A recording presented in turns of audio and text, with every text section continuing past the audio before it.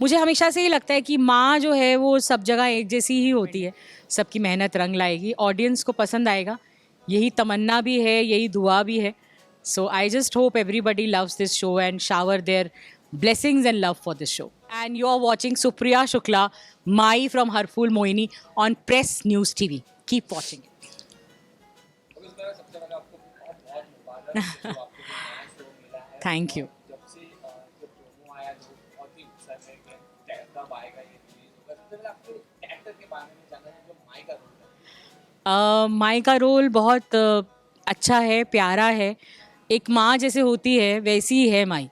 Of course क्योंकि हम हरियाणा दिखा रहे हैं इसलिए कई जगह पे थोड़ी सी लाउड है क्योंकि वो भाषा ही ऐसी है और वहाँ के लोग थोड़ा दिल के बहुत साफ़ होते हैं लेकिन वो थोड़ा ज़ोर से बात करते हैं. तो माई भी ऐसी ही है लेकिन ऐसा नहीं है, उसका दिल बहुत मोम की तरह है. मेरे को लगता है कि मुझे हमेशा से ही लगता है कि माँ जो है वो सब जगह एक जैसी ही होती है, उसके बीच में हम डिफ्रेंशिएट कर ही नहीं पाते हैं.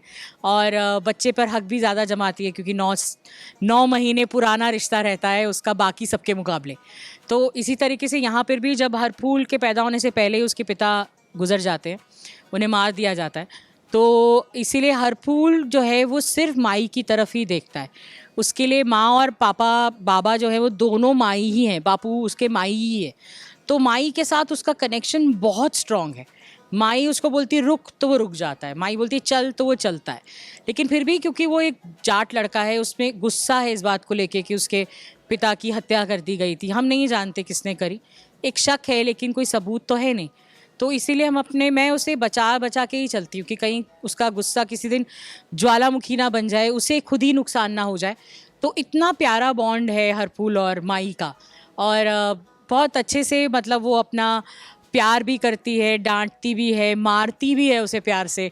इतना बड़ा हो गया है वो, मतलब इतना लंबा चौड़ा, फिर भी उसे मारने से बाज नहीं आती है वो माई, विच इज़ वेरी स्वीट. दो मैंने इससे पहले कभी नहीं किया है और मैं उसको मार के फिर बाद में बोलती थी सॉरी सॉरी सॉरी, बट वो मैंने किया है. और फिर वो खुद ही रोने लगती है, खुद ही उसको प्यार करने भी लगती है. आई थिंक बिल्कुल सच्चे जैसे माएँ होती हैं ना आपके गाँव देहात में और छोटे कस्बों में, उस तरीके की माँ है. अच्छा लगा मुझे बिकॉज मैंने रूरल कॉन्टेक्स्ट में कभी नहीं किया है. तो इट्स गुड, इट्स लवली. तो इसमें आपकी अगर एक्सेंट की बात करें जो इसमें हरियाणवी है हाँ. तो ऐसा लग ही नहीं रहा है कि आप मतलब कभी ऐसा स्पीक ही नहीं किया, ऐसा लग रहा है आप हरियाणवी बिलोंग करते हैं. कितना वर्कआउट किया था आपने? वर्क नहीं किया ऐसे इतना ज़्यादा क्योंकि मैं पहले मोलकी किया था. मोलकी भी कलर्स पे ही था, वो भी हरियाणा उससे ही था. और मैंने अभी जो फिल्म करी है बबली बाउंसर मधुर भंडारकर जी के साथ, उसमें मैं तमन्ना भाटिया की मदर बनी, वो भी हरियाणा परिवेश का ही है. थर्डली मैं कॉलेज जो है वो लेडी श्री राम कॉलेज दिल्ली से किया है. और दिल्ली में आप, मेरी कोई फ्रेंड हरियाणवी नहीं थी लेकिन आपके आसपास काफ़ी हरियाणवी आपको मिल जाते हैं, दिख जाते हैं.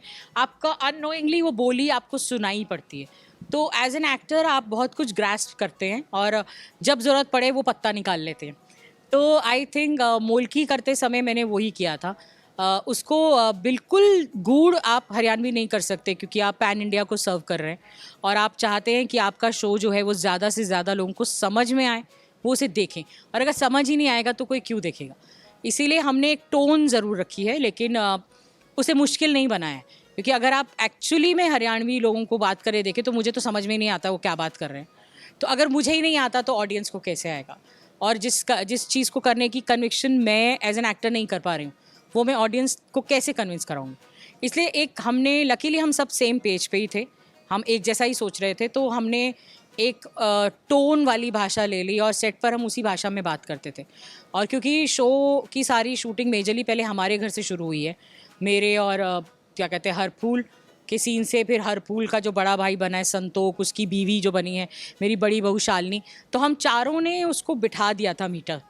और हम सेट पे भी बात करते थे हरियाणवी में, मतलब नॉर्मल में भी कि जरा पानी ते पकड़ा ना, अरे ना खाना से, चल चल लंच कर ले ना, भूख ना लग रही से. तो हम नॉर्मल बातें भी हरियाणवी में करने लग गए थे ताकि हरियाणवी बोलते समय हमें बहुत कैजुअल लगे, हमें लगे ही नहीं कि हम कोई और भाषा बोल रहे हैं.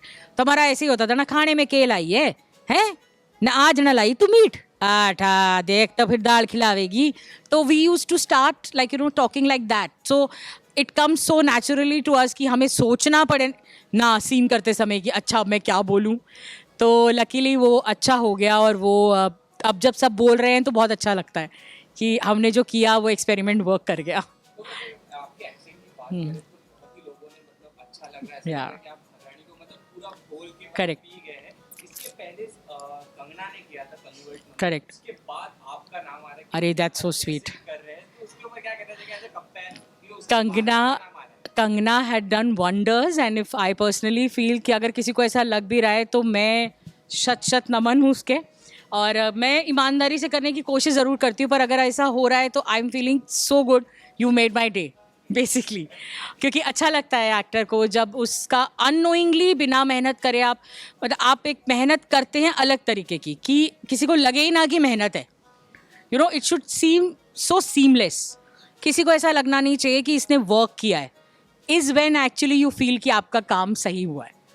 जैसे कहते हैं ना कि when you don't act is when actually your perfect acting is. किसी को लगना नहीं चाहिए मैं एक्टिंग कर रही हूँ. एक बहुत अच्छी सेइंग है क्लार्क गैबल की. एक उन्होंने कहा है कि when you see on what you see on screen is me. Like you know whatever आप स्क्रीन पर देखते हैं वो मैं हूँ. इसलिए हर बार जो मैं कैरेक्टर करती हूँ वो किरदार है, मैं नहीं हूँ. तो बहुत सुंदर है ये बात कि आप बिना कोशिश करे मेहनत करे जो एक्टिंग करते हैं ना, वो ही एक्टिंग होती है. उसमें आपको ऐसा रखना चाहिए कि वो लगे ही नहीं कि वो एक्टिंग है, लोगों को लगे यही तो है वो. तो अगर ऐसा है तो thank you so much. I mean you really made my day. जैसे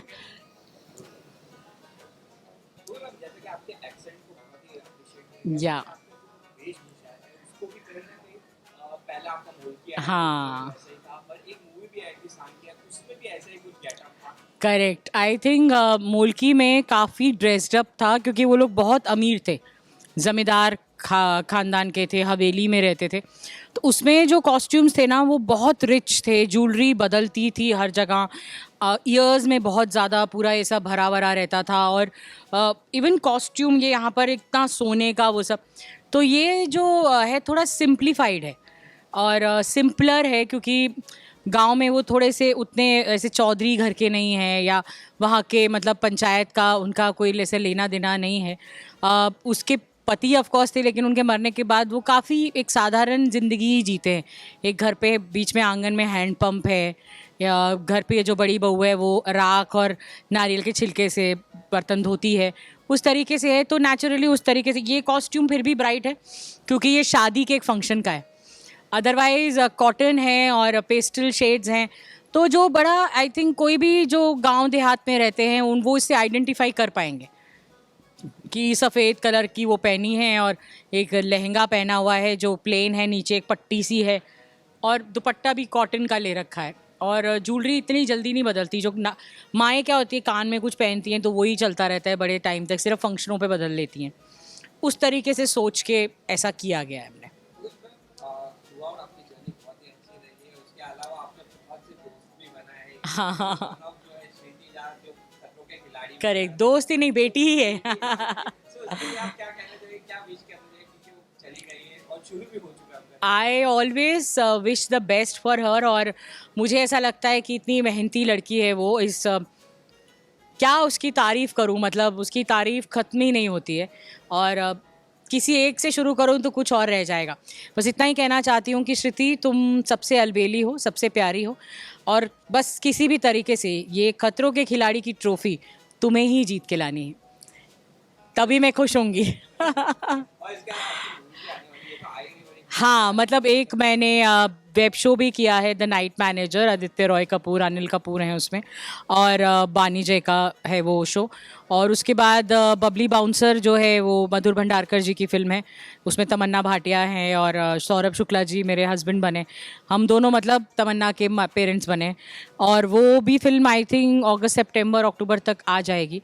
प्लस मैंने अमेज़ॉन ऑडिबल का भी एक शो किया है which is the voice world.